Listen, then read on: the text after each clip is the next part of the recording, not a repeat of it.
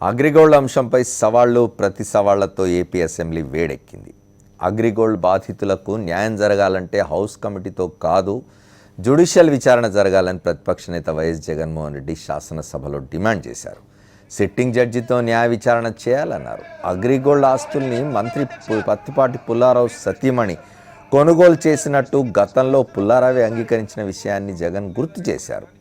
House committee వేస్తే privilege committee మాదిరిగానే ఉంటుందని జగన్ అసంతృప్తి వ్యక్తం చేశారు. ప్రభుత్వానికి నిజంగా చిత్తశుద్ధి ఉంటే అగ్రిగోల్డ్ అంశం మీద జ్యుడిషియల్ విచారణకు ముందుకు రావాలని జగన్ సవాల్ విసిరారు. సిట్టింగ్ జడ్జి చేత ఒకటే చెప్తున్నాం అధ్యక్ష, మీ దృష్టికి ముఖ్యమంత్రి గారి దృష్టికి తీసుకొని వస్తున్నాం రెండోసారి. అగ్రిగోల్డ్ సంబంధం లేదనేటువంటి దానికి తిరిగి నేను మరలా మీ దృష్టికి తీసుకొస్తా ఉన్నాను అధ్యక్ష. ప్రభుత్వం ఏదో చేస్తుందని అగ్రిగోల్డ్ బాధితులు ఎదురు చూశారని, కానీ చంద్రబాబు వారిపై మానవత్వం చూపలేదని అన్నారు ప్రతిపక్ష నేత వైఎస్ జగన్. సిఐడి విచారణ దారుణంగా ఉందని, పెట్టుబడులు డిపాజిటర్ల వివరాలను ఆన్లైన్లో పెట్టకుండా బాధితులను మోసం చేస్తున్నారని ఆరోపించారు.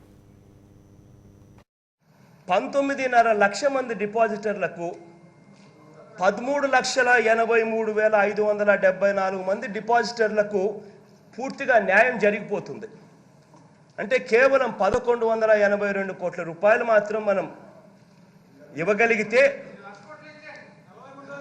13,83,574 మందికి న్యాయం జరుగుతుంది అధ్యక్ష. ఇది ముఖ్యమంత్రి గారికి నేను అదే పనిగా ఎందుకు చెప్తున్నాను అని అంటే, నేనేదో చెప్తున్నాను కాబట్టి ఆయన చేయకూడదు అన్న పరిస్థితులే కాకుండా ఆయనలోని మానవత్వాన్ని జాగృతి చేయడం కోసం ఇవాళ నేను చెప్తా ఉన్నా అధ్యక్ష.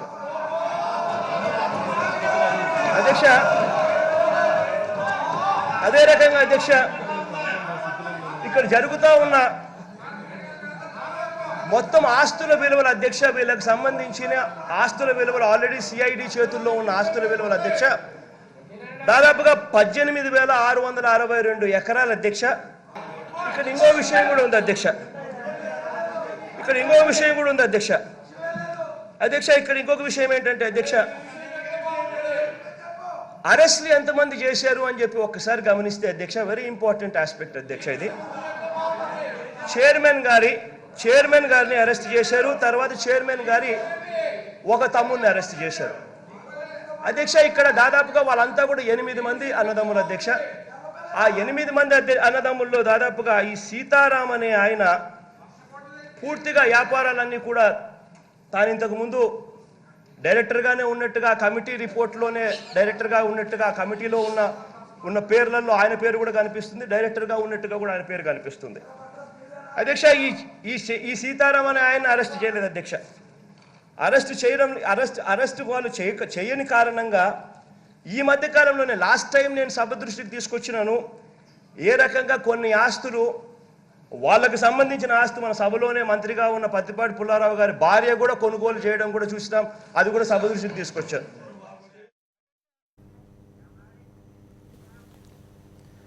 అగ్రిగోల్డ్ భూములు కొన్నది వాస్తవమేనన్నారు మంత్రి పత్తిపాటి పుల్లారావు. అగ్రిగోల్డ్ కుంభకోణం బయటపడక ముందే ఆ భూములు తాము కొన్నట్టు ఆయన స్పష్టం చేశారు.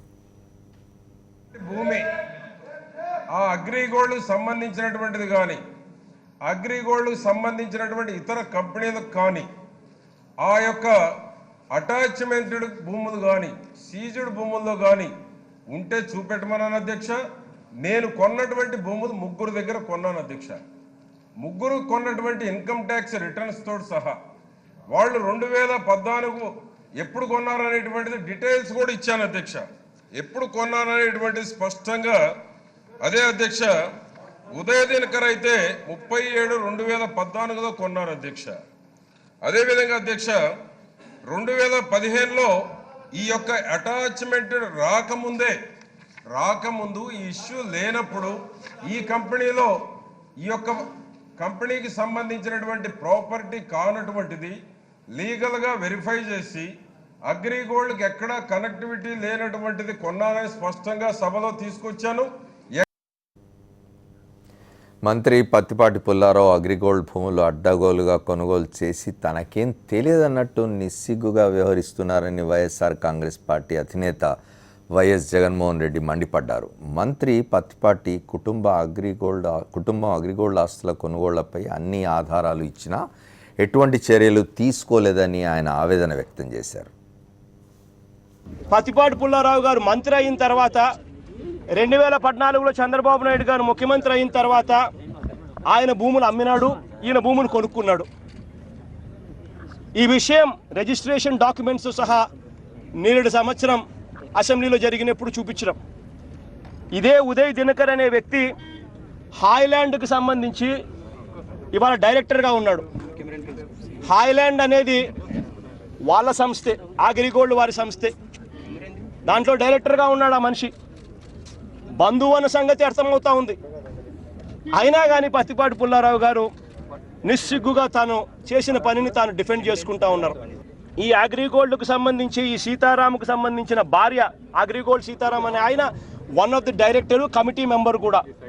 ఇప్పుడు కమిటీ చేశారు, ఏదైతే కమిటీ చేశారో ఆ కమిటీలో తాను మెంబర్గా ఉన్నాడు, అగ్రిగోల్డ్ సంస్థలో డైరెక్టర్గా కూడా ఉన్నాడు.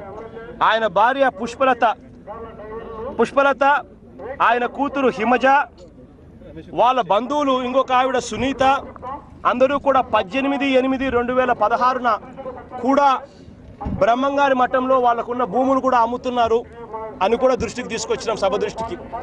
వీటి అన్నిటి మీద ఎంక్వైరీ చేయాల్సిన ధర్మం మీకుంది. ఎంక్వైరీ చేయండి. ఆ 1182 కోట్లు ఇచ్చేస్తే మీరు ప్రాపర్టీస్ ఎప్పుడైనా, అగ్రిగోల్డ్ భూములు ఎప్పుడైనా మీరు అమ్ముకోండి.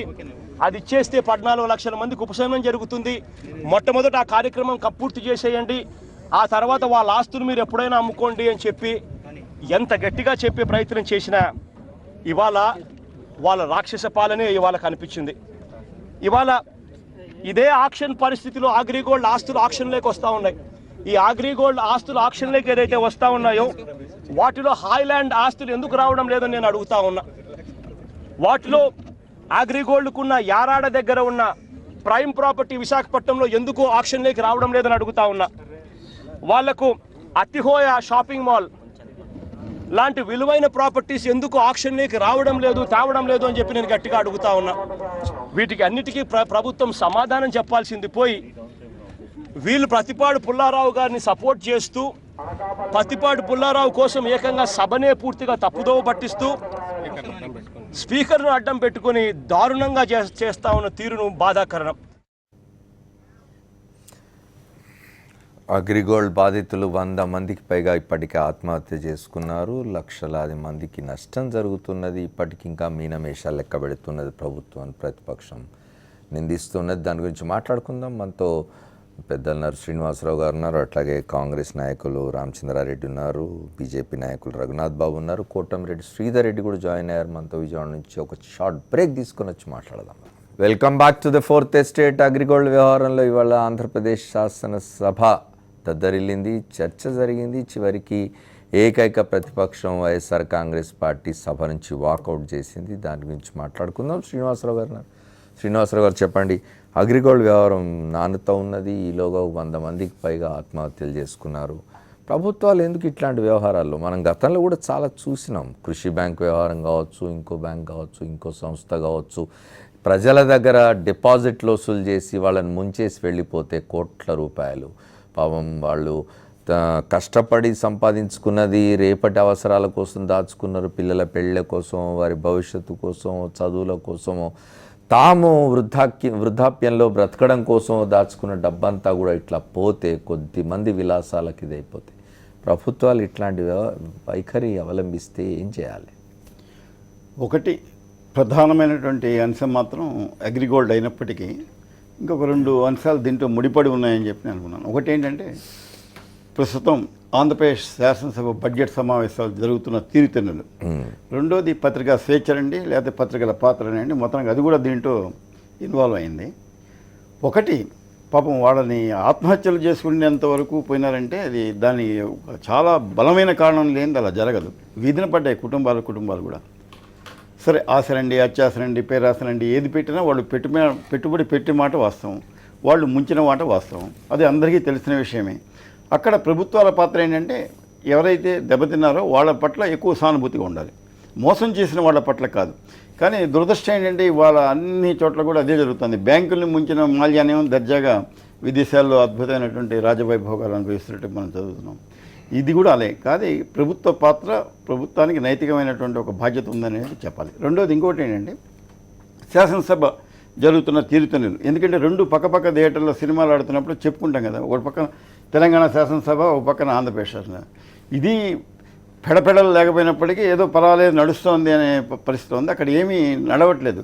సభ ఎలా జరిగిందంటే నిన్నట్లా జరిగింది అన్నాడు. ఇవాళ ఎలా జరిగిందో రేపు ఎలా జరుగుతుందో అలానే జరుగుతుంది అన్నట్టుగా తయారైంది. అంటే ఏ రోజు కూడా ఏదో సభ చక్కగా జరుగుతుంది, సజావుగా జరుగుతుందన్న ఆశ అయితే చూసేవాళ్ళకి పోయిందని మాత్రమే చెప్తాను. ఇంకొకటి ఈ పత్రికలకు సంబంధించినటువంటి వ్యవహారం వచ్చింది. సరే, ఇప్పుడు అక్కడ ప్రతిపక్షం పాలకపక్షాల మధ్య చాలా భయంకరంగా మధ్యలో కాస్త కల్పించుకొని రెండు కందపద్యాలు చదివేవాళ్ళు కూడా లేకుండా పోయినారు. సీసపద్యాల సంగతి దేవుడి కనుక.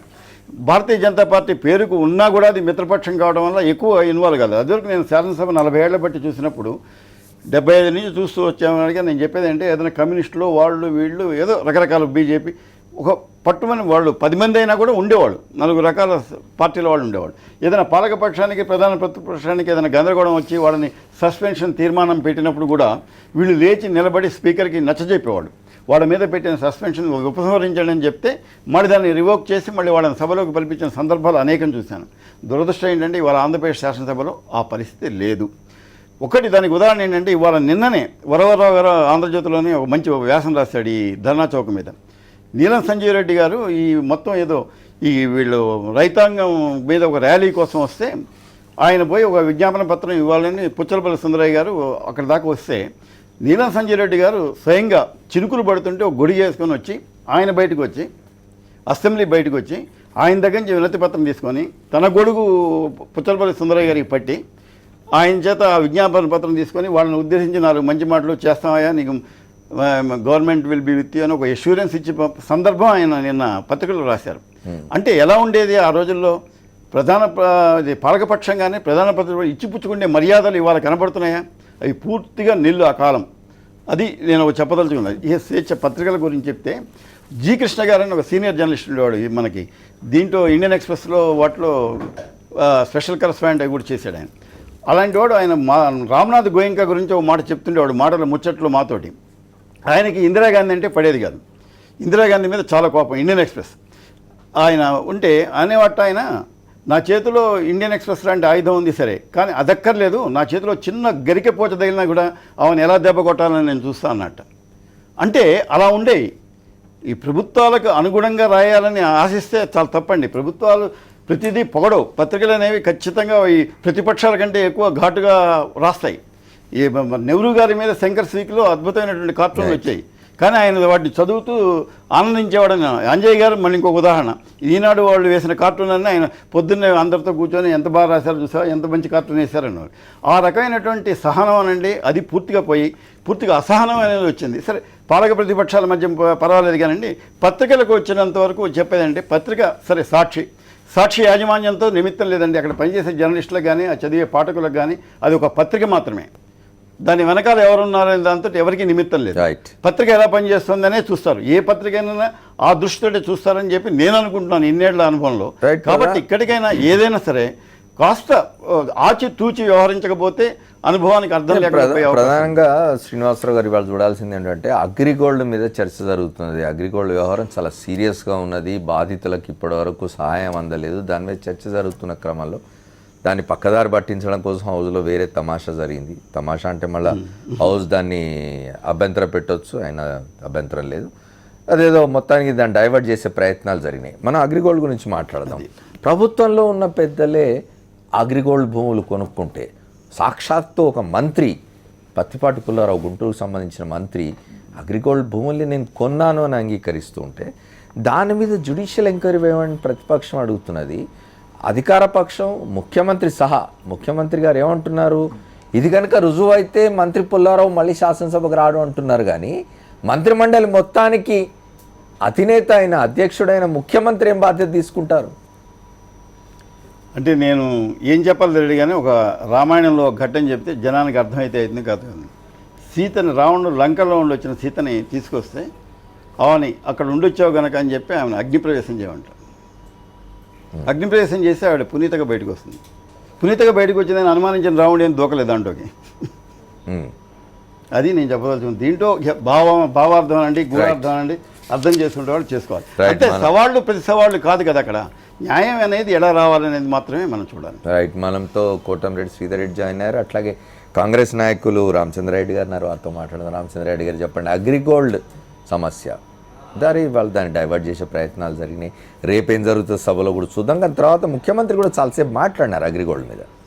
ప్రభుత్వం ఈ అగ్రిగోల్డ్ సంబంధించినటువంటి బాధితులకు న్యాయం చేయకుండా కాలయాపన చేస్తూ ఒక హౌస్ కమిటీ వేస్తామనే దానికి ప్రభుత్వం తన పరిధిలో ఉండే ఒక కమిటీ వేస్తామని చెప్పడం హాస్యాస్పదంగా ఉంది. ప్రభుత్వం ఎప్పుడు కూడా తన యొక్క సిద్ధాంతాలను కానీ తన యొక్క పద్ధతులు కానీ నిరూపించుకోవాలంటే సిట్టింగ్ జడ్జితో కానీ సిఐడితో కానీ ఎంక్వైరీ చేయాలి. కానీ తనము హౌస్ కమిటీ వేసుకొని తమ దానికి తమే పెత్తనం చేసుకుంటూ ఇలాంటి పరిస్థితి కాదు.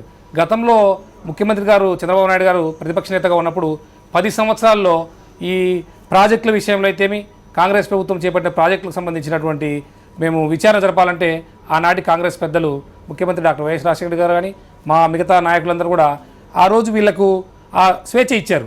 మీరు ప్రతిపక్షానికి ఒక అవకాశం ఇచ్చారు, ఒక విచారణ వేశారు. దానికి ఆ రోజు మారుతి గారు రావడం జరిగింది, విచారణ జరిగింది.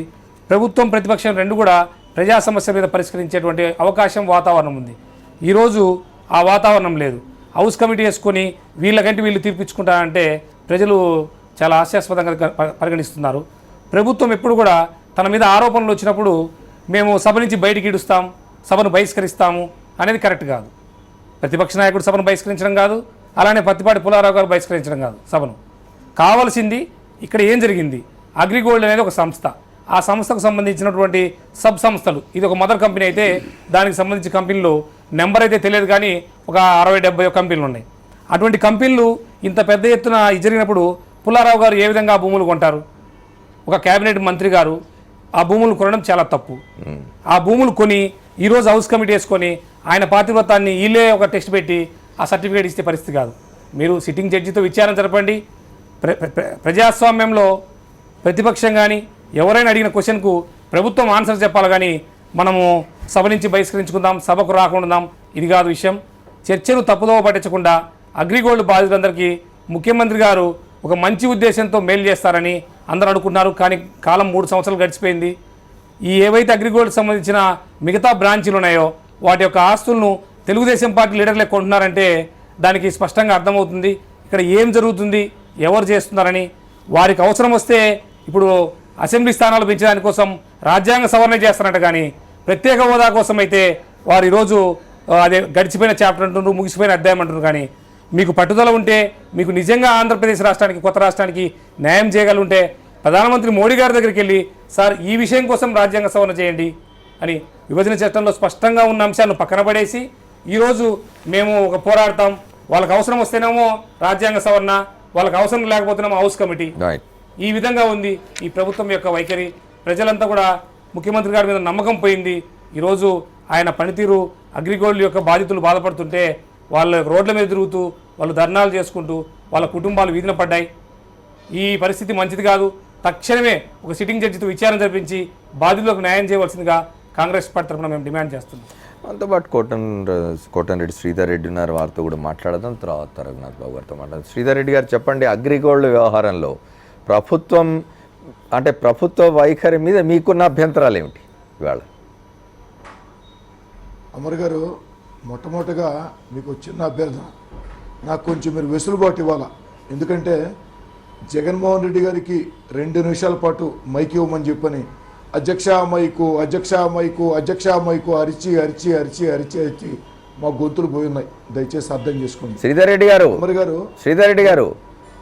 గారు ఒక్క మాట, ఇది శాసనసభ కాదు, నేను స్పీకర్ని కాదు, మీరు మాట్లాడండి. కాదు కొంచెం వెసులుబాటు, ఎందుకంటే గొంతు వాయిస్ బాగాలేదు. ప్లీజ్ మాట్లాడండి. అమర్ గారు చెప్పండి. అగ్రిగోల్డ్ విషయంలో మొట్టమొదటి నుంచి కూడా ఈ యొక్క ప్రభుత్వ వైఖరి మీద అనేక అనుమానాలు. దాదాపు 3 ఏళ్లుగా అగ్రిగోల్డ్ బాధితులు 20 లక్షల మంది ఒక్క ఆంధ్రప్రదేశ్లోనే, ఇతర రాష్ట్రాల్లో కాదు, వీధుల్లో పడి ఆత్మహత్యలు చేసుకుంటా ఉంటే ప్రభుత్వంలో కదలిక లేదు. హైకోర్టు జోక్యం చేసుకుందాక ప్రభుత్వంలో కదలికలు రాలా. ఈరోజు కూడా ఎక్కడికక్కడ దాటవేసే ధోరణి. అనేక అనుమానాలు అగ్రిగోల్డ్ బాధితులు ఉన్నాయి.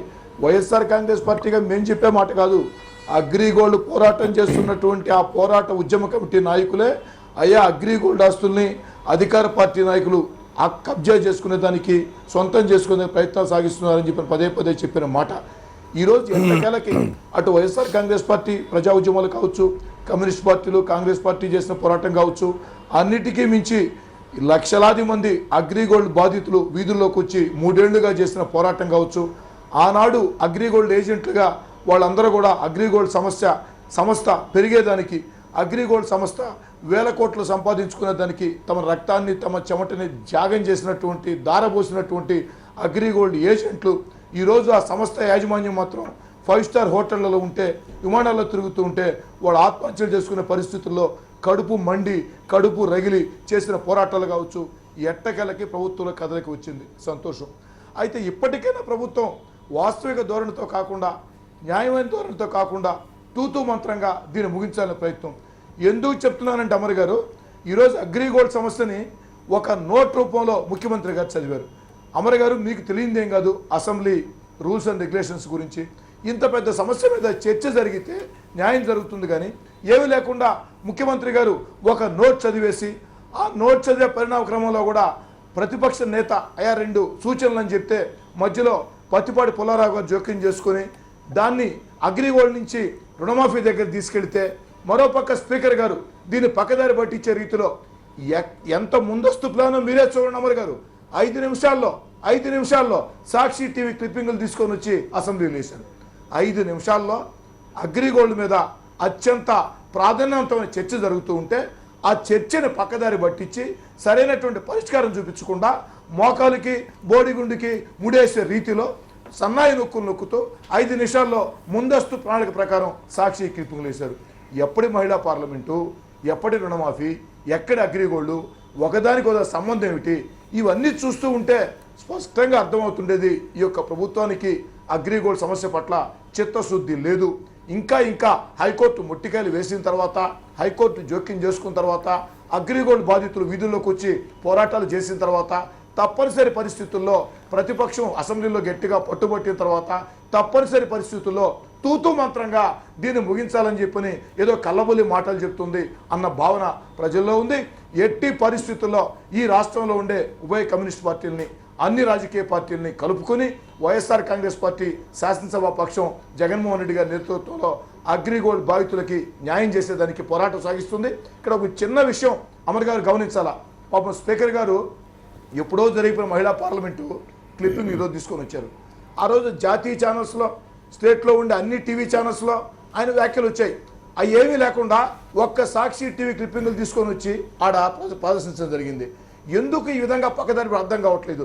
ఈరోజు స్పీకర్ గారు తన ప్రతిష్ట దెబ్బతిన్నది టీవీ ఛానల్ వల్ల అని గుండెలు బాదుకుంటున్నారే, మరి రాష్ట్ర ప్రభుత్వ ఈ రాష్ట్ర ప్రయోజనాలు దెబ్బతినే విధంగా, రాష్ట్ర ప్రతిష్ట దెబ్బతినే విధంగా ఆడియో టేపులు, వీడియో టేపులు, మనవాళ్ళు బ్రీఫ్డ్ మీ అంటూ చంద్రబాబు గారి మాటలు, కోట్ల రూపాయల కట్టలు టీవీల్లో వీడియోలో దొరికి ప్రపంచంలో ఉండే అన్ని టీవీల్లో ప్రసారమైన తర్వాత దాని గురించి కూడా ఈ అసెంబ్లీలో ఆ వీడియో క్లిప్పింగ్లు చూపించి ఉంటే చంద్రబాబు గారు బాగుండేది. ఎందుకంటే చూపించి అయ్యా మనవాళ్ళు బ్రీఫ్డ్ మీ, ఈ ఆడియో నాది కాదు, ఆ టీవీలో కనపడే రేవంత్ రెడ్డి కాదు, రేవంత్ రెడ్డి డూప్ షాట్ అని చెప్పుంటే బాగుండేది అమర్ గారు. రైట్. మనం రఘునాథ్ బాబు గారితో మాట్లాడదాం. రఘునాథ్ బాబు గారు, ఇక్కడ 2-3 విషయాలు. ఒకటి, అగ్రిగోల్డ్ అంటే ఒక సీరియస్ వ్యవహారం.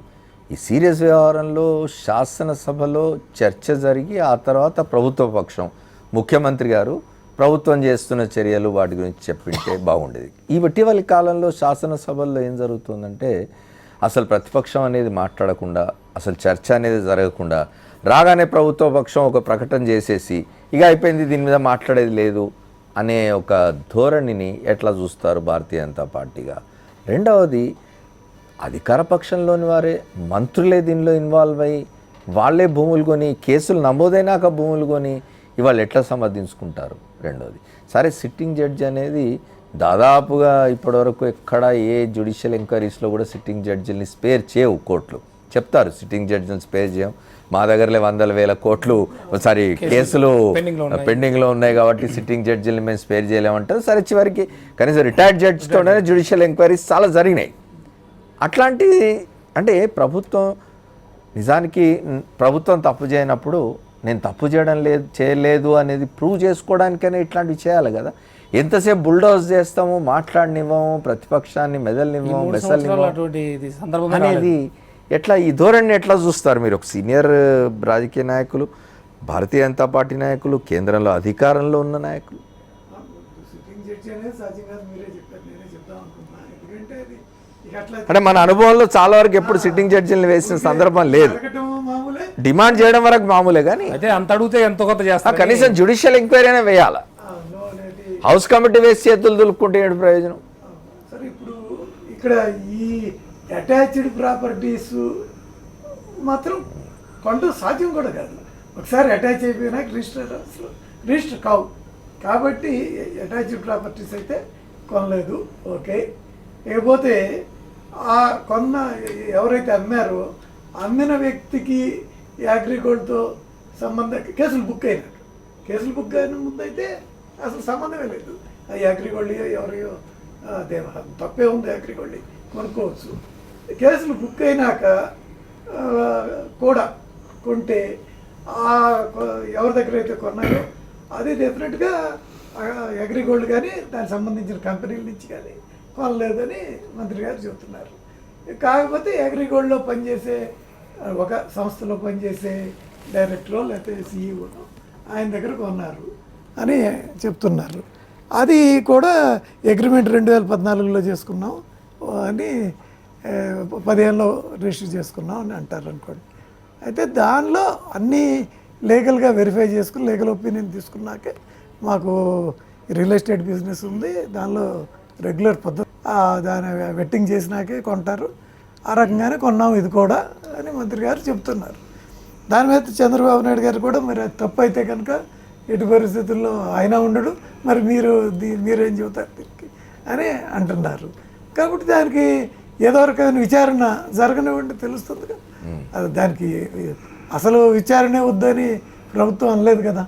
కాబట్టి ఏ విచారణ, హౌస్ కమిటీ అంటే ప్రభుత్వమే ఒక కమిటీ వేసుకొని ప్రభుత్వ పెద్దలే దాంట్లో ఉండి హౌస్ కమిటీలో ఉండేదంతా అధికార పక్ష సభ్యులే ఉంటారు. అంటే నేను అనేది ఏంటంటే న్యాయం జరగదు కదా. ఎలాగైనా ఇక్కడ ఒకటి చూద్దాము ఎలాగైనా రఘునాథ్ బాబు గారు, ఇక్కడ ఒకటి చూద్దాం మనం. ఇప్పుడు ఆంధ్రప్రదేశ్లో జరిగిన ఈ అగ్రిగోల్డ్ స్కామ్ ఏదైతుందో ఇది ఒక ఆంధ్రప్రదేశ్ రాష్ట్రానికి పరిమితమే లేదు, 3-4 రాష్ట్రాలకు సంబంధించిన వ్యవహారంగా ఉన్నది. కాబట్టి కేంద్రం దీనిలో తప్పనిసరిగా జోక్యం చేసుకోవాల్సిన అవసరం ఉన్నది ఒకటి.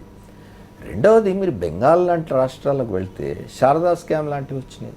కేంద్రం చాలా సీరియస్గా తీసుకున్నది, సిబిఐ దాని మీద దృష్టి పెట్టింది. ఎందుకు ఆంధ్రప్రదేశ్లో ఈ స్కామ్ మీద దృష్టి పెట్టదు కేంద్రం? అక్కడ కూడా శారదా స్కామ్లో సుప్రీంకోర్టు డైరెక్ట్ చేసినాకే అది సిబిఐకి తీసుకోవడం జరిగింది. సుప్రీంకోర్టు డైరెక్షన్ మేరకే, హైకోర్టు డైరెక్షన్ ఇచ్చింది. Not at the behest of that either centre or state governments. Okay, ఏదైనా మిగిలిన రాష్ట్రాల్లో కూడా ఉంది కాబట్టి ఆ రాష్ట్రాలు కూడా ఏం చేస్తాయో చూద్దాం. బట్ ఇప్పుడు ఇక్కడ కూడా మిత్రుడు చెబుతున్నట్టు కోర్టు డైరెక్షన్ మేరకి విచారణ జరుగుతుంది. కాబట్టి ప్రభుత్వం విచారణని సప్రెస్ చేసి లేకపోతే దారి మళ్లించి చేసేటటువంటి పరిస్థితి ఏముంటుంది? కోర్టు డైరెక్షన్ మేరకే జరుగుతాను. ఈ వేలం కూడా కోర్టు దీనిలో కన్సర్న్లో జరుగుతున్నాయి. అయితే అది అనుకున్నంత స్పీడ్గా జరగకపోవడానికి మార్కెట్ మందంగా ఉండడం కూడా ఒక కారణం ఉండొచ్చు. వాళ్ళ రియల్ ఎస్టేట్ మార్కెట్ ఇది ఉండకపోవటం కూడా. కాబట్టి ప్రభుత్వం దీనిలో ఎంతవరకు తప్పు చేసిందంటే అది కోర్టు ఆల్రెడీ పర్యవేక్షణలో అన్నీ జరుగుతున్నాయి. అటాచ్మెంట్లు అయినవి అయితే కొనేదానికి ఎవరికైనా ఆస్కారం లేదు. కాబట్టి ఆయన అది కొన్నప్పుడు ఆయన ఏ పద్ధతిలో కొన్నాడు ఆయన చెబుతున్నాడు. రేపు విచారణ జరిగినా ఆయన ఇవే చెబుతారు, ఏ విషయాలు అఫిడవిట్ ఇస్తారు. కాబట్టి విచారణలో కూడా ఆయన అయ్యే వస్తాయి.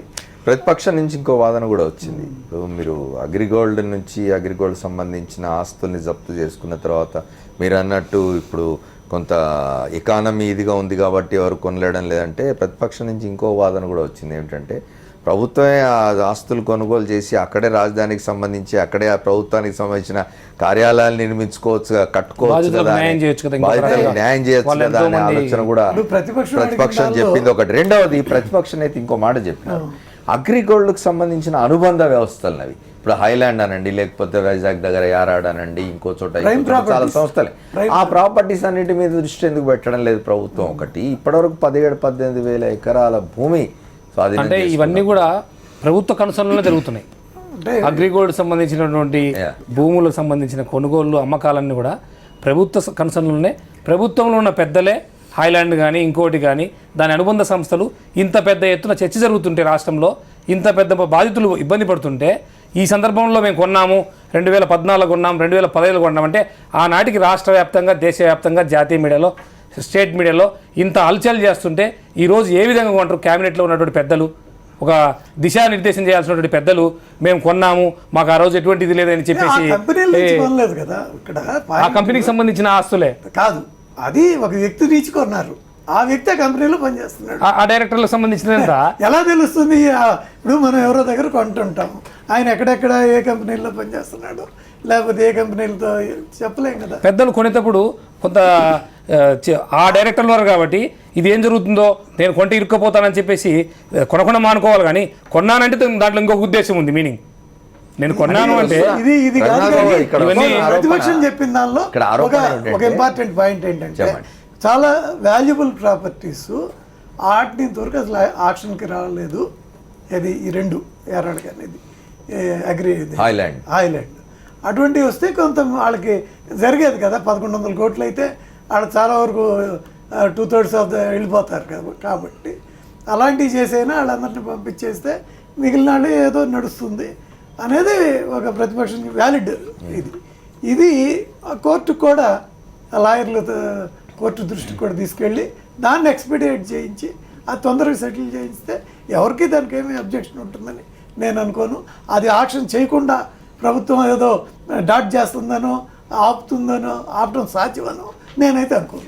రఘునాథ్ బాబు, నేను ప్రారంభంలోనే అన్నట్టు ఇప్పుడు అగ్రిగోల్డ్ వ్యవహారం కానివ్వండి, ఇంకే వ్యవహారం కానివ్వండి, ఇప్పుడు ప్రభుత్వం ఏదో తను భుజాలు తడుక్కోవాల్సిన అవసరం లేదు.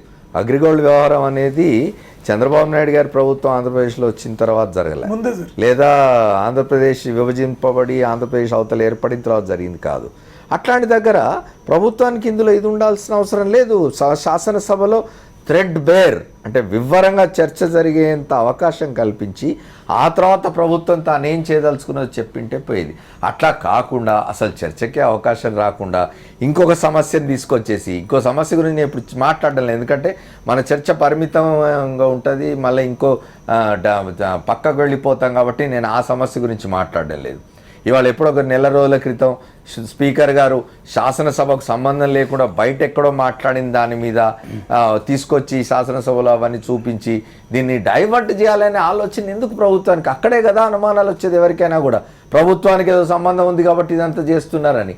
ఏం అవసరం? ఇవాళ చంద్రబాబు నాయుడు గారు చాలా అనుభవజ్ఞుడు. 9 సంవత్సరాలు, దాదాపు 9 సంవత్సరాలు, కొద్ది మాసాలు తక్కువ ముఖ్యమంత్రిగా ఉన్నారు. పూర్తి 10 సంవత్సరాలు, పూర్తి 10 సంవత్సరాలు ప్రతిపక్ష నాయకుడిగా ఉన్నారు. మళ్ళీ 2.5 సంవత్సరాలుగా మళ్ళీ ముఖ్యమంత్రిగా ఉన్నారు. అంటే దాదాపు 11.5-12 సంవత్సరాల ముఖ్యమంత్రి అనుభవం, 10 సంవత్సరాల ప్రతిపక్ష నాయకుడి అనుభవం. ప్రపంచ నాయకుల్లో నేనే చాలా సీనియర్ అని చెప్తున్నా ఆయన. ఇట్లాంటి విషయాల్లో ఎందుకు అట్లా చేస్తారు? ఈ దాపెట్టాలంటే దాగే కూడా కాదు. ఒకవేళ అక్కడ చర్చ జరగకపోయినా మరి ఎందుకు చేస్తున్నారు? చర్చను ఎవరు ఆపలేరు. మరి ఎందుకు చేస్తున్నారే చర్చ? నేను చూశాను జగన్మోహన్ రెడ్డి గారు పబ్లిక్ లో మాట్లాడేయన్ని, అగ్రిగోల్డ్ బాధితుల దగ్గర పోయి మాట్లాడారు. అదే బాధితుల దగ్గర మాట్లాడేది చూశాను. కాబట్టి ఈ ప్రజల్లోకి రాకుండా ఆపలేరు కదా. కాకపోతే వాళ్ళ హౌస్ ఎలా నడవాలి, ఏ సబ్జెక్టులు నడవాలి అనే దాని మీద ఒక అండర్స్టాండింగ్ వస్తారు. ఆ ప్రకారం టేకప్ చేసి ఉంటారు. దానికి ఎంతవరకే సమయం ఇస్తాం అని స్పీకర్ గారు భావించి ఉండదు. ఇవాళ హౌస్లో జరిగింది ఏది కూడా బీఏసీ నిర్ణయించింది కాదు. హఠాత్తుగా సభ్యురాలు లేచి దాని నుంచి ప్రస్తావన తెస్తే అప్పటికప్పుడు తెప్పించి ఆ క్లిప్పింగ్స్ చూపించిన సందర్భం. దాన్ని ఎట్లా చూస్తాం? మనం ఒక షార్ట్ బ్రేక్ తీసుకొని వచ్చి మాట్లాడదాం. Welcome back to the fourth estate. మనం ఆంధ్రప్రదేశ్ శాసనసభలో అగ్రిగోల్డ్ వ్యవహారం మీద జరిగిన చర్చ గురించి మాట్లాడుకుంటున్నాం. ఇవాళ జరిగిందంతా ఇప్పటిదాకా విన్నారందరూ. ఒకసారి కోటమిరెడ్డి శ్రీధర్ రెడ్డి మాట్లాడదాం. కోటమిరెడ్డి గారు, ఇప్పుడు ముఖ్యమంత్రి ఈరోజు శాసనసభలో, మీరు అప్పటికి లేరు, బయటకు వచ్చేసారు, మీరు వాకౌట్ చేశారు, శాసనసభలో ఆయన చెప్పిన దాన్ని అంతటినీ మీరు అంగీకరిస్తున్నారా? రేపు శాసనసభకు వెళ్ళి దాని మీద ఏం మాట్లాడతారు? ఇప్పుడు అమర్ గారు, ముఖ్యమంత్రి గారి వైఖరి ఏ విధంగా ఉంటుందంటే మోకాలికి బోడిగుండుకి లింక్ పెట్టినట్టుగా ఉంటుంది. మేమేం అడిగాము, అగ్రిగోల్డ్ బాధితులకి న్యాయం జరగాలంటే, ఒక భరోసా వాళ్ళకి రావాలంటే 14 లక్షల మందికి 1200 కోట్లు మీరు ఏదైతే అప్పటికే ప్రభుత్వం వద్ద సిబిసిడి లెక్కల ప్రకారం 8,000 కోట్ల ఆస్తులు గుర్తించారు కాబట్టి 8,000 కోట్ల ఆస్తులు ప్రభుత్వం వద్ద ఉన్నాయి కాబట్టి 1,200 కోట్లు 14 లక్షల కుటుంబాలకి మీరు అందించినట్లయితే ఒక భరోసా వస్తుంది. ఆ దిశగా నిర్ణయం తీసుకోండి. అదేవిధంగా ఈ యొక్క ప్రభుత్వంలో ఉన్నటువంటి కీలకమైన వ్యక్తులు అగ్రిగోల్డ్ భూములు కొనుగోలు చేశారని చెప్పని ఏదైతే అగ్రిగోల్డ్ ఆ యొక్క పోరాట కమిటీ, ఆ ఉద్యమ కమిటీ వినతి పత్రాలు ఇచ్చి ఉంది, దీని మీద మీరు విచారణ చేయించి ఆ నిర్ధారించినట్లయితే ఒక భరోసా ఇచ్చినట్టు అవుతుంది, ప్రభుత్వం మీద ఒక నమ్మకం కలుగుతుంది అని ప్రతిపక్ష నేత ఒక సూచన చేశాడు. దానికి సభా సంఘం అన్నారు. సభా సంఘం అంటే ఏమిటి? తెలుగుదేశం పార్టీ ఎమ్మెల్యేలు ఎక్కువ మంది ఉంటారు. ప్రివిలేజ్ కమిటీ ఏ విధంగా ఉందో అదే విధంగా తయారవుతుంది. జగన్ గారు అడిగింది ఏమిటంటే సభా సంఘం వద్దు, సిట్టింగ్ జడ్జి చేత విచారణ చేయించమని అడిగారు. నిజంగా ప్రభుత్వానికి చిత్తశుద్ధి ఉంటే ఈ యొక్క మంత్రులు కడిగిన ముత్యాలైతే చంద్రబాబు నాయుడు గారి కుమారుడికి దీంట్లో భాగస్వామ్యం, దీంట్లో భాగం లేకుండా ఉన్నట్లయితే, వారి హస్తం లేకుండా ఉన్నట్లయితే సిట్టింగ్ జడ్జి విచారణకి అంగీకరించి ఉండేవాళ్ళు. అయితే చంద్రబాబు గారు సిట్టింగ్ జడ్జి వేస్తా, అయితే అది తీర్పు పూర్తి ఇచ్చిన తర్వాత తప్పు చేస్తే పుల్లారావును బయటికి పంపిస్తాం, లేదంటే జగన్ గారు బయటికి పోవాలి.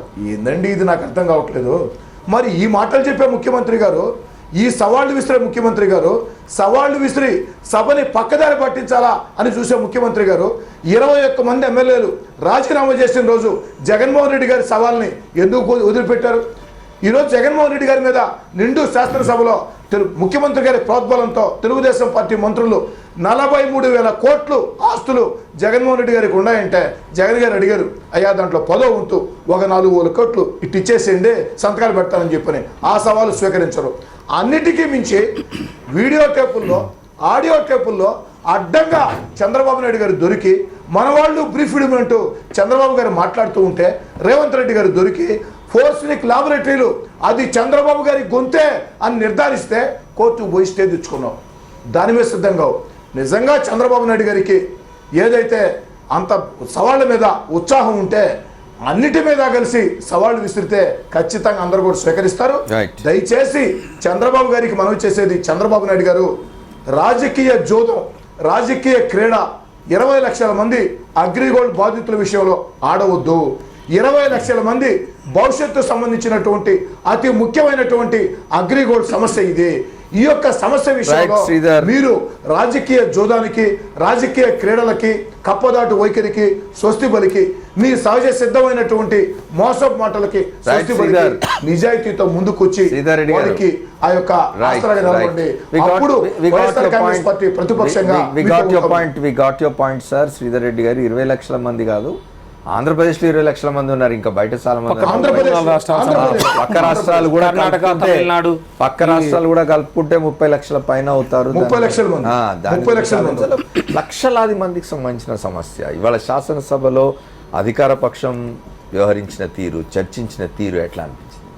అంటే ముఖ్యంగా ఈ కొన్ని సందర్భాల్లో చర్చను తప్పుదోవ పట్టించడానికి ప్రభుత్వం చేస్తున్న ప్రయత్నాలు అనిపిస్తుంది. ముఖ్యంగా అగ్రిగోల్డ్ బాధితులు అక్కడ ధర్నాలు, నిరాహార దీక్షలు వాళ్ళు చేస్తూ వాళ్ళ బాధలన్నీ చెప్పుకుంటూ వాళ్ళు చేస్తుంటే ఆ టాపిక్ను డైవర్ట్ చేసి ఇంకో టాపిక్ని పెట్టడం అనేది చర్చను పక్కదోవ పట్టించడమే. నేను అనుకుంటున్నాను ఈ ప్రభుత్వం ఈ 30 లక్షల మందికో 40 లక్షల మందికో అగ్రిగోల్డ్ బాధితులకు న్యాయం చేసే ఆలోచన కానీ ఆ ప్రయత్నాలు కానీ చేయడం లేదు. కారణం ఏంటంటే దీనికి ఒక చిన్న స్టోరీ చెప్పాలా. 5 కోట్ల ఆంధ్రులు ఎక్కడికి వెళ్ళినా కూడా ఒక కాంగ్రెస్ పార్టీ ప్రజా బ్యాలెట్ అని చెప్పేసి పెట్టి మీకు ప్రత్యేక హోదా కావాలా వద్దా, ఈ తెలుగుదేశం పార్టీ బీజేపీ పార్టీ పొత్తుతో 600 పైచిలకు హామీలు ఇచ్చారు, ఈ అమలు జరిగినాయా లేదని ప్రజా బ్యాలెట్తో రాష్ట్రమంతా మేము కాంగ్రెస్ పార్టీ నిర్వహిస్తున్నటువంటి ఈ ఉద్యమంలో ప్రజలందరూ కూడా ప్రత్యేక హోదా కావాలని చాలా స్పష్టంగా చెప్తున్నారు. అలానే ఈ హామీలు అమలు జరగట్లేదనే విషయం తెలుసు. ఇంత పెద్ద 5 కోట్ల ఆంధ్రుల యొక్క ఆకాంక్షనే పక్కన పడేసినటువంటి ఈ ప్రభుత్వానికి ఈ అగ్రిగోల్డ్ బాధితులకు న్యాయం చేస్తారనే నేను అనుకోవట్లేదు.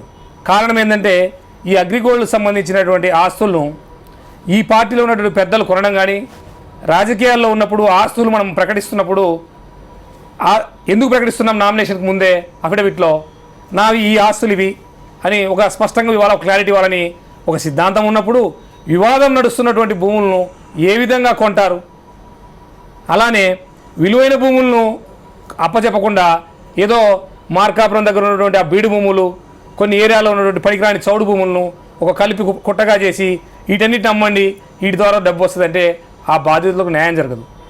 దీనికి అగ్రిగోల్డ్ సంబంధించినటువంటి బాధితులకు న్యాయం జరగాలంటే ఈ ప్రభుత్వానికి చిత్తశుద్ధి లేదు.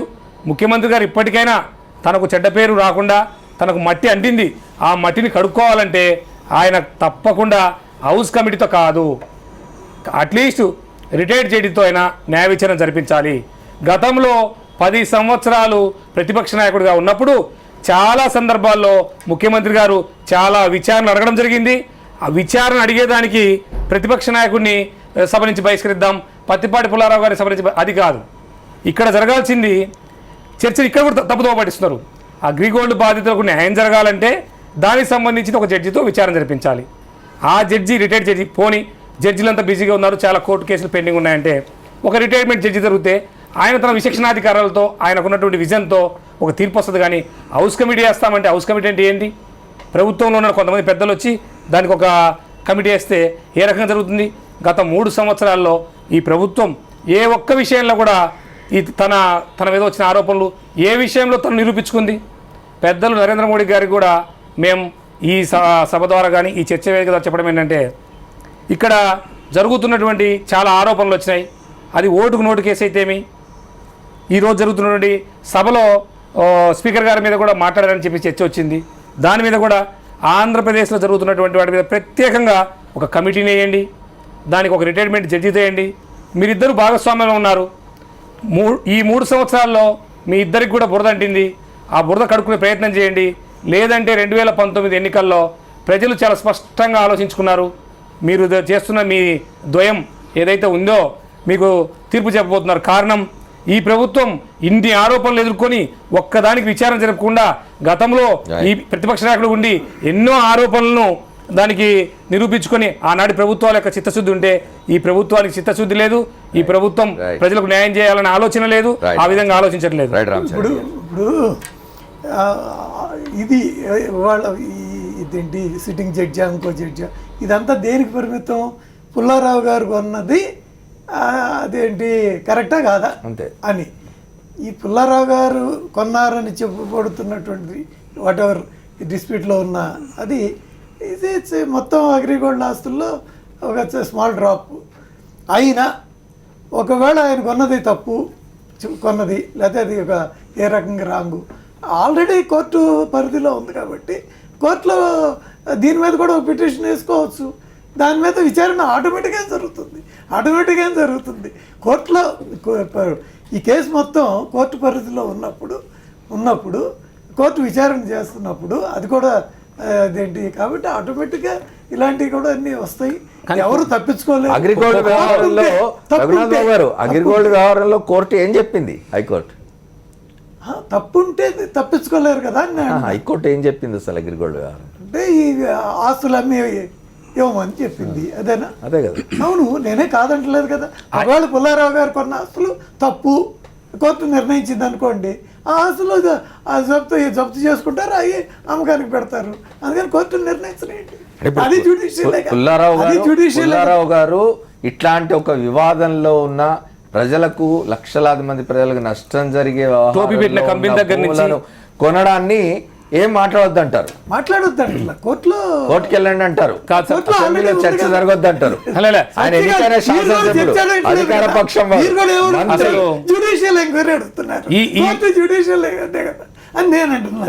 చెప్పండి. కోర్టు ఏం చెప్తుంది?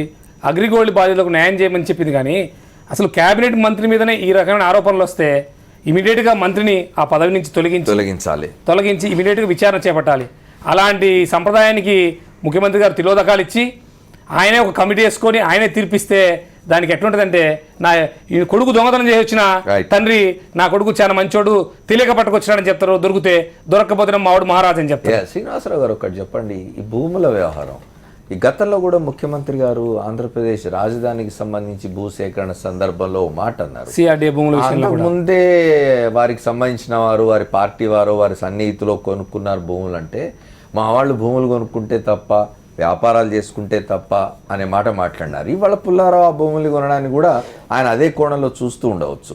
ఇక్కడ రాజధానికి సంబంధించిన భూములైనా, అగ్రిగోల్డ్ భూములైనా, భోగాపురం దగ్గర భూములైనా, ఈ భూదాహం ఏమిటి? వందల వేల ఎకరాల భూదాహం ఏమిటి? ఇప్పుడు ఒకటి, ఈ రాజకీయ పార్టీల నాయకుల సవాళ్ళు ప్రతి సవాళ్ళ వల్ల ఈ బాధితుల సమస్య పరిష్కారం అయితే అంతకంటే కావాల్సిందేం లేదు. కానీ దురదృష్టం ఏంటంటే ఇది కాదు, సవాళ్ళతో అవుతుందా, యాక్షన్ ఉండాలి అక్కడ. ఓ చిన్న విషయం, నేను ఇంకాక నుంచి నాకు అసలు యాక్చువల్గా ఈ రియల్ ఎస్టేట్ గురించి నాకేం అసలు పరిజ్ఞానం కాదు కదా, ఏమీ లేదు, ప్రవేశం కూడా లేదు.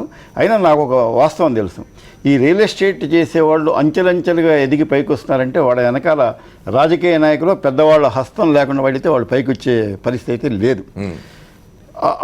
అదొకటి మాత్రం ఆ వాస్తవం నాకు కొద్దిగా తెలుసు. నేను చెప్పేది ఒకటేనండి, ఇప్పుడు ఒకప్పుడు చంద్రబాబు నాయుడు గారు ఉమ్మడి రాష్ట్రానికి ముఖ్యమంత్రిగా ఉన్నప్పుడు ప్రుడెన్షియల్ కోఆపరేటివ్ బ్యాంక్ అనే ఒకటి దివాలా తీస్తే దాని డిపాజిట్దారుల వాళ్ళకి న్యాయం చేయడం కోసం బ్యాంకు వాళ్ళే ఒక ఫార్మర్ సీజీఎం లెవెల్ అధికారిని నియమిస్తే అధికారి అనేక పర్యాయాలు ఈ సందర్భంలో చంద్రబాబు నాయుడు గారిని కలవడం జరిగింది. ఇది నాకు పర్సనల్గా వ్యక్తిగతంగా తెలిసిన విషయం కాబట్టి చెబుతున్నాను. ఆయన ఎప్పుడు కూడా ఒకటే మాట చెప్పేవాట, ఎటువంటి పరిస్థితుల్లో రాజకీయపరమైన ఒత్తిళ్లకు లొంగవద్దు, మీరు మామూలుగా మీ పద్ధతిలో మీరు పోండి. మరి వాళ్ళ అదే చంద్రబాబు నాయుడు గారు ఇన్నేళ్ల తర్వాత మరి ఇక్కడ ఈ అగ్రిగోల్డ్ విషయంలో అలాంటి నిర్భీతిని కానీ ఒక రకమైనటువంటి ఒక జస్టిఫికేషన్, ఇంటెగ్రిటీని కానీ అది కనబరుస్తున్నారా అంటే అదొక ప్రశ్నార్థకం అవుతుంది. ఆ అనుభవాలు తెలిసిన వాళ్ళగా నాకు అనిపిస్తుంది. ఇవాళ దేనికి, ఇవాళ ఒకప్పుడు గుంటూరులో ఒక మేయర్ని అరెస్ట్ చేస్తే ఐఏఎస్ అధికారిని ఆయన సపోర్ట్ చేసిన రోజులు మనం చూసాం, పార్టీ వాళ్ళని కూడా పక్కన పెట్టి.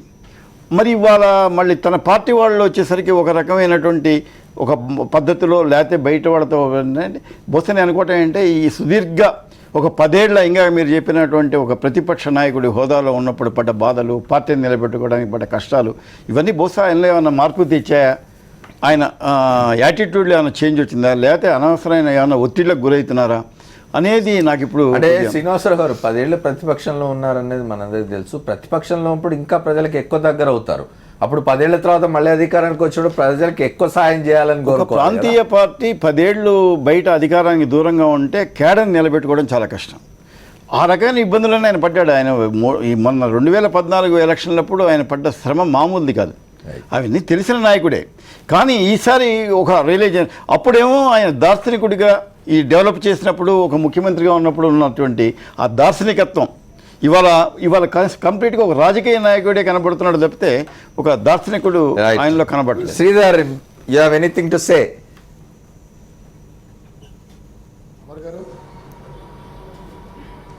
హలో, చెప్పండి. అమర్ గారు, అర్థం కాలేదు నాకు. మీరేమైనా చెప్తారా ఇప్పుడు శ్రీనివాసరావు గారు మాట్లాడిన దాని మీద? కనబడలేదు. అదే ఇప్పటికైనా గౌరవ ముఖ్యమంత్రి చంద్రబాబు నాయుడు గారు చిత్తశుద్ధితో అడుగులు ముందుకేసి ఈ యొక్క ఆంధ్ర రాష్ట్ర శాసనసభ ఆ 20 లక్షల మంది అగ్రిగోల్డ్ ఆంధ్రప్రదేశ్లో ఉన్నటువంటి ఆ బాధితుల పక్షాన ఉంటుంది, సరైన చర్యలు తీసుకుంటుంది అన్నటువంటి ఒక సరైనటువంటి సంకేతం పంపిస్తే సంతోషం. రైట్. నేను శ్రీనివాసరావు గారు భూదాహం గురించి అడిగినాను, చెప్పలేదు మీరే. అది బహుశా దాన్ని మించిన దాహం ఇంకోటి లేదేమో. వాడు యక్ష ప్రశ్నలు వేసుంటే ఇదే చెప్పేవాడు. అన్నిటికీ మించిన తీరని దాహం ఏదంటే భూదాహం. అప్పటికి బహుశా ఈ భూముల గురించి గొడవ తెలియక యక్షుడు చెప్పలేకపోయినాడు. కానీ నిజంగా అంతకు మించిందండి. ఇవాళ ఈ డెవలప్మెంట్ పేరుతో జరుగుతున్నదండి ఏంటి, ఇదే కదా. ఈ రియల్ ఎస్టేట్ దాని అసలు మొత్తం ఎంటైర్ సొసైటీ ఇంత కాలుష్యం అయిపోవడానికి కారణం ఏంటంటే ఈ భూముల ధరలు ఇలా పెరిగిపోవటం. ఈ అనవసరం అంటే ఓవర్ నైట్ లక్షాధికారులు కోటీశ్వరులు కాగలిగినటువంటి అవకాశం దీంట్లో తప్పితే ఎక్కడ రావట్లేదు. మిగతా ఏ ఫీల్డ్ తీసుకున్నారు సార్ చెప్పండి. అమర్ గారు, ఈ యొక్క అగ్రిగోల్డ్లో డిపాజిట్దారులు అందరూ కూడా చాలా చిన్న చిరుద్యోగస్తులు, రిటైర్డ్ ఉద్యోగస్తులు. ఈ డిపాజిట్దారులు అందరూ కూడా ఏజెంట్లు కూడా చాలా చిన్న వాళ్ళు. కాబట్టి సమాజంలో అట్టడుగు వర్గాలు ఏదైతే ఉన్నాయో, దిగువ మధ్య తరగతి, అత్యంత పేదలు ఏదైతే ఉన్నాయో వాళ్లే 20 లక్షల బాధితులు. కాబట్టి దీని పట్ల ఈ యొక్క ప్రభుత్వం ప్రత్యేకంగా స్పందించే విధంగా అక్కడే ఉన్నటువంటి బీజేపీ నాయకులు మనవి చేస్తూ ఉన్న మిత్రపక్షంగా మీది కూడా బాధ్యత ఉంది. శాసనసభలో మీ వాళ్ళ పరిస్థితి ఏ విధంగా అయిపోయిందంటే, మీ మంత్రి కామినేని శ్రీనివాస్ గారు అయితే తాను బీజేపీ మంత్రిని అన్న విషయం మర్చిపోయి చంద్రబాబు గారి భజనలో ఉన్నారు. కాస్త మిత్రపక్షంగా ఏదైతే తెలుగుదేశం పార్టీకి ఒక సరైన సూచనలు ఇచ్చి, కేంద్రం నుంచి కూడా సరైన సూచనలు ఇచ్చి, ఏదైతే బెంగాల్లో శారదాశ్రమం అని చెప్పని రకరకాల విషయాల మీద మీరు స్పందించారో, ముఖ్య అగ్రిగోల్డ్ విషయంలో కూడా మీరు మిత్రధర్మాన్ని సక్రమంగా పాటించండి. మిత్రధర్మాన్ని సక్రమంగా పాటించండి. రైట్ సార్, సమయం అయిపోయింది మనకు. 1 minute చెప్పండి. తప్పకుండా. ఇప్పుడు మన విష్ణుకుమార్ రాజు గారు ఉన్నంతలో కదా ఈ బ్యాలెన్సింగ్. కానీ ఈరోజు ఆయన ఏమన్నారు, అసలు ప్రతిపక్ష నాయకుడే పూర్తిగా బహిష్కరించేలా హౌస్ రాకుండా అన్నారు. ఇట్లాంటి చర్చలు సార్, ఒకటి ఇట్లాంటి చర్చలు జరుగుతున్నప్పుడు మిత్రపక్షంగా ఉన్న బీజేపీ ఇటు ప్రతిపక్షాన్ని ఇటు అధికార పక్షాన్ని రెండింటినీ కూడా కొంత ఇచ్చేసి సభ సజావుగా నడిపే ప్రయత్నం చేయాలి. కానీ ఆయన కూడా ప్రొవోకేటివ్గా మాట్లాడితే చాలా సందర్భాల్లో ఆయన బ్యాలెన్స్ చేసిన సందర్భాలు చాలా ఉన్నాయి. కాబట్టి మేము మాత్రం ఎట్టి పరిస్థితుల్లో మోడీ గారి మా దీని ప్రకారం అవినీతిని సహించే ప్రశ్నే లేదు. Thank you sir, thank you very much. ముఖ్యంగా ఈ అగ్రిగోల్డ్ బాధితులకు ఇప్పటికైనా ముఖ్యమంత్రి గారు తన రాష్ట్ర ప్రజలు బాధపడుతున్న ఇబ్బందులు, ఆ చిన్న సన్నకారు ఉద్యోగులకు న్యాయం చేసి వాళ్ళకు ఒక న్యాయం చేయాలని కోరుతున్నాం. వాళ్ళ పాపాన్ని మీరు మూటగట్టుకోవద్దు. Thank you very much sir, మీరు న్యాయం చేయడానికి కోరుతున్నాం. Thank you very much Srinivasa Rao గారు, రామచంద్రారెడ్డి గారు, అట్లాగే రఘునాథ్ బాబు గారు, శ్రీధర్ రెడ్డి గారు, అందరికి కూడా కృతజ్ఞతలు ఇవాళ చర్చలో పాల్గొన్నందుకు.